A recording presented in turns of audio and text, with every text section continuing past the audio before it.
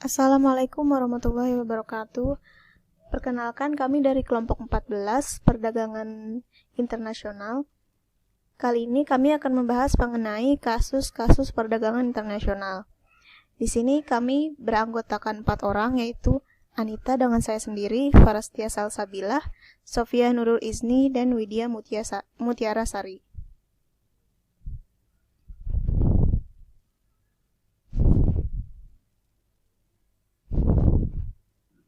Yang pertama, kasus sengketa impor produk antara New Zealand dengan Indonesia. Kronologi kasus. Indonesia merupakan pasar terbesar ke-9 untuk New Zealand, dan seluruh ekspor barang ke Indonesia tercatat meningkat 17% menjadi 961 juta US dollar dalam 12 bulan terakhir hingga 31 Maret. Tapi sayangnya, perdagangan sapi New Zealand merosot tajam karena Indonesia memberlakukan volume impor berbasis kuota sejak 2011. Jadi kronologi kasusnya, pada 2011 Indonesia memberlakukan kuota impor. Karena larangan tersebut, ekspor sapi dan daging dari Selandia Baru merosot menjadi hanya 10.355 ton dari 48.405 ton pada tahun sebelumnya. Nah, pada Januari 2015, ekspor daging sapi New Zealand ke Indonesia turun lebih dari 95%.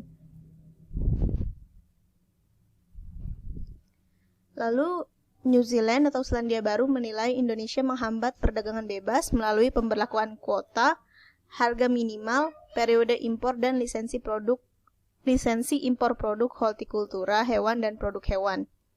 New Zealand dan Amerika Serikat awalnya bekerja sama untuk memulai proses hukum terhadap Indonesia melalui WTO pada Agustus 2013.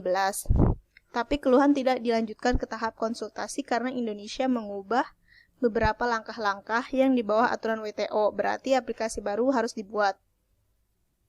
Lalu New Zealand akhirnya melayangkan pengaduan keduanya ke WTO terkait pembatasan impor dan rumitnya birokrasi di Indonesia, yang telah menyebabkan ekspor sapi dan produk hortikulturanya merosot drastis. Aturan ini yang dipermasalahkan oleh New Zealand termasuk Undang-Undang Nomor 13 Tahun 2014 tentang hortikultura. Selanjutnya, saya akan menjelaskan prosedur penyelesaian kasus yang telah dijelaskan sebelumnya. Yang pertama ada konsultasi. Sebagai langkah awal, para pihak yang terlibat dalam sengketa dapat melakukan konsultasi yang secara hukum tidak mengikat, tapi lebih bersifat negosiasi diplomatis dalam rangka mencapai kesepakatan bersama.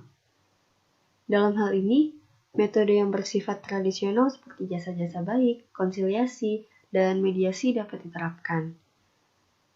Pada tahap ini, para negara anggota yang terlibat dalam sengketa didorong untuk melakukan usaha dalam mencapai penyelesaian yang memuaskan, yang sifatnya dirahasiakan dengan tidak merugikan hak negara anggota lainnya dalam pelaksanaannya.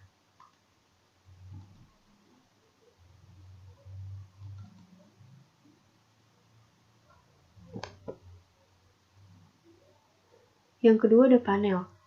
Panel berfungsi secara operasional apabila suatu sengketa tidak dapat diselesaikan melalui konsultasi setelah adanya pengaduan kepada DSB dan harus ditangani selambat-lambatnya pada sidang setelah permintaan itu untuk pertama kalinya masuk dalam agenda, kecuali apabila ada konsensus dalam DSB untuk tidak membentuk panel.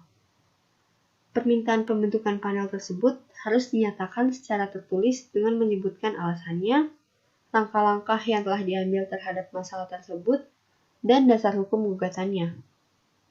Fungsi panel dalam penyelesaian sengketa ini adalah untuk membantu DSB dalam melakukan kewajiban yang ditentukan oleh DSU dan Covered Agreements, yaitu untuk memberikan penilaian yang objektif terhadap masalah yang diserahkannya untuk ditangani.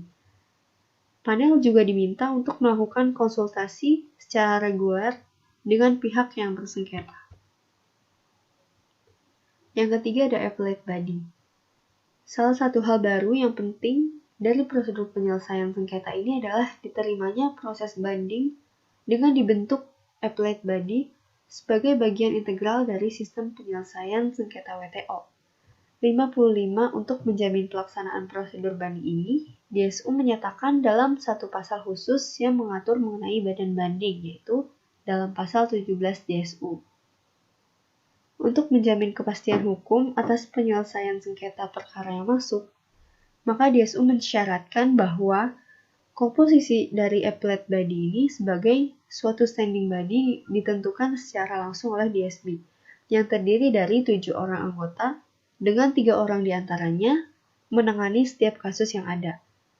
Selain itu juga disertakan perkiraan waktu yang diperlukan untuk menyelesaikan laporan tersebut.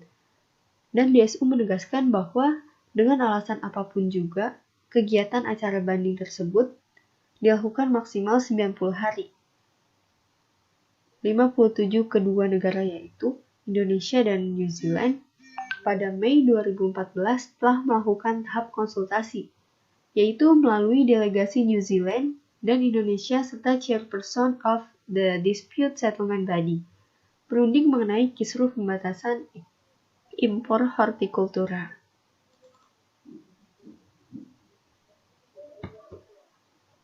Dalam kasus ini, kami berpendapat kebijakan Indonesia dalam membatasi impor atas hortikultura dan daging sapi adalah telah sesuai dengan ketentuan WTO melalui tindakan safeguard untuk melindungi petani lokal dalam negeri. Dan Indonesia sebagai negara berkembang yang berhak atas ketentuan yang tercantum di dalam ketentuan Special and Differential Treatment. Kebijakan proteksi yang diberlakukan Indonesia merupakan salah satu kepentingan nasional negaranya. Untuk mencapai kepentingan nasional itu sendiri dibutuhkan kebijakan-kebijakan yang dapat mewujudkan kesejahteraan masyarakat dan membawa perkembangan yang lebih baik lagi, khususnya di dalam sektor hortikultura itu. Selanjutnya akan dijelaskan oleh rekan saya.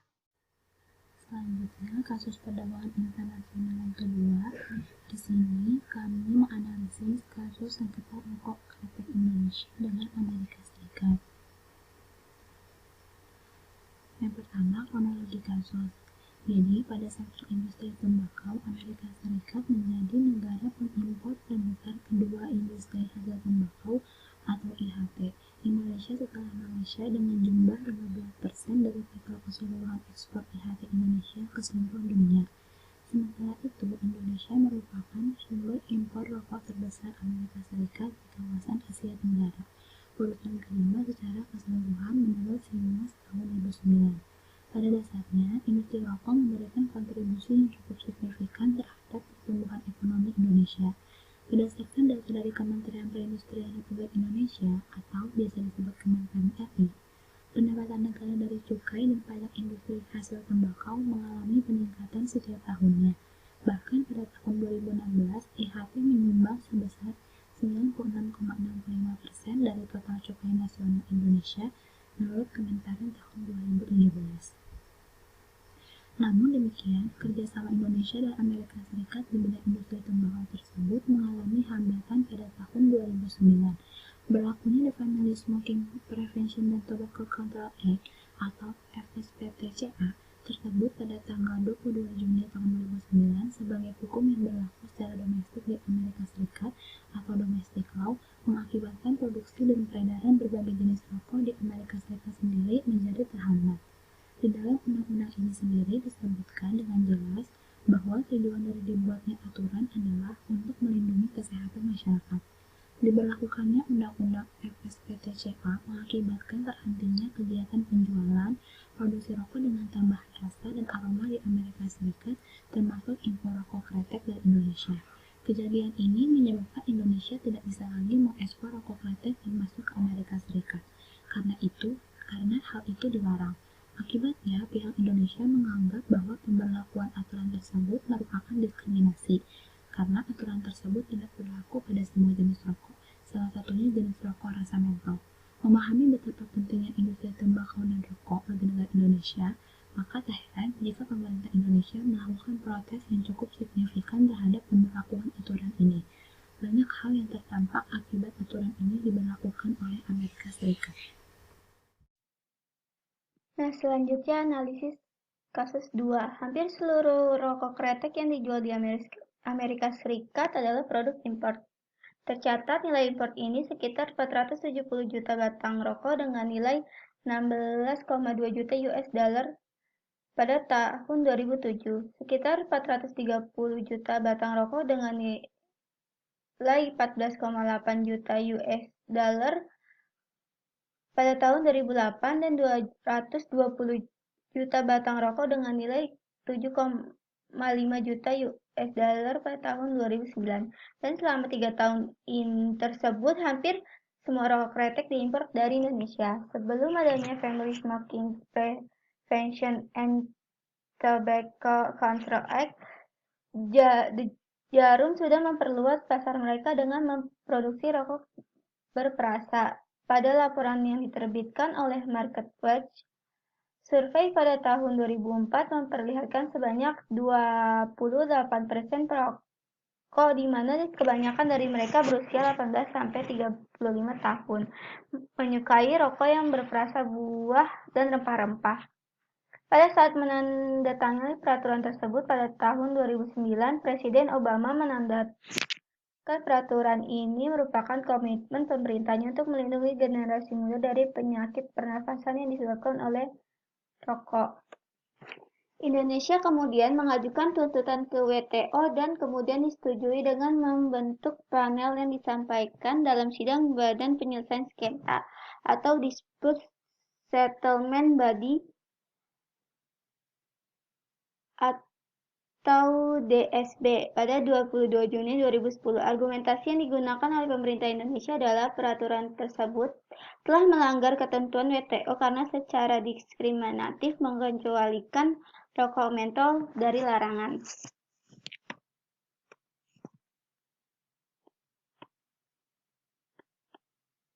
Indonesia menyebutkan bahwa pelarangan peredaran rokok kretek yang diatur di dalam Seks 907A1A ini tidak memiliki legitimate objektif.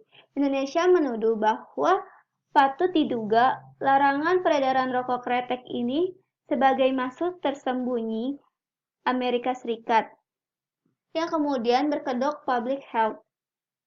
Ini mengapa kemudian rokok mentol dikecualikan dari Seks 907A1A ini. Karena adanya perusahaan rokok terbesar Amerika Serikat yang menentang kebijakan ini, sehingga Indonesia menyebutkan bahwa dikecualikannya rokok mentol ini merupakan kompromi politik. Tujuannya yang sebenarnya adalah bagaimana FSPTCA ini mendapatkan persetujuan Kongres, namun tetap berupaya bagaimana lapangan kerja dalam negeri tetap ada. Sehingga akhirnya rokok mentol dikecualikan dari pelarangan ini. Jadi dalam hal ini Indonesia menuduh Amerika Serikat mempunyai itikat tidak baik dalam menerapkan larangan peredaran rokok kretek ini. Terkait itikat tidak baik, melihat kepada jurisprudensi terdahulu seperti KS-US Omset Act, US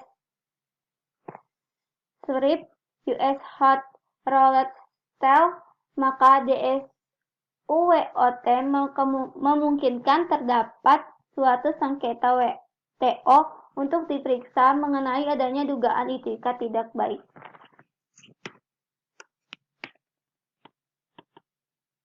Nah, sekian presentasi dari kelompok kami. Kurang lebihnya mohon maaf. Wassalamualaikum warahmatullahi wabarakatuh.